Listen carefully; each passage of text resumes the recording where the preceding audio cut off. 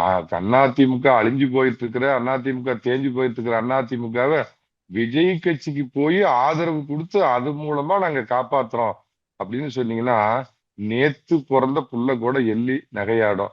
காசு பணம் இதுக்காக விலை போயிட்ட சோரம் போயிட்ட அப்படிங்கிறதுக்கு சோடனையா வார்த்தை சொன்னீங்கன்னா உங்களை நம்புறதுக்கு எந்த மக்களும் எந்த அதிமுக தொண்டனும் முட்டாள் இல்ல. நீங்க அதாவது சார் இந்த அதிமுகவோட தலையெழுத்து அதான் நான் சொல்லுவேன். இது ஒரு தரித்திரம். பதவியில இருக்கிற வரைக்கும் ஒட்டிக்கிட்டு இருப்பானுங்க. இந்த கட்சியை வச்சு கொள்ளையடிச்சு எல்லாம் திம்பானுங்க.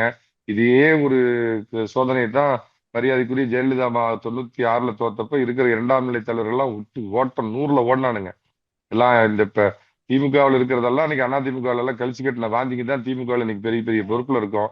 ஆனால் சாதாரண கிளை செயலர் திரு எடப்பாடி பழனிசாமி 2011ல அவர் அம்மாவுடைய மந்திரி சபையில மந்திரியாரப்ப இஸ் 33rd ரேங்க், 33வது இடத்துல அவரோட சீனியாரிட்டி இருந்தது. பட் படிப்படியா அவர் முன்னேறி மூணு பேத்துல ஒருத்தரா வந்தாரு. ஆனா இவங்க என்னன்னா நேத்து வரைக்கும் நம்ம கூட உட்கார்ந்துருந்த பழனிசாமி தானே, முந்தா நாள் வரைக்கும் நம்ம சைட்ல உட்கார்ந்துருந்த பழனிசாமி தானே அப்படின்னு கட்சி தொண்டர்கள் சின்ன யாருகிட்ட இருக்குதோ யார் தலைவரோ அவங்க கிட்ட கட்டுண்டு போறாங்க, அவங்கள மதிக்கிறாங்க.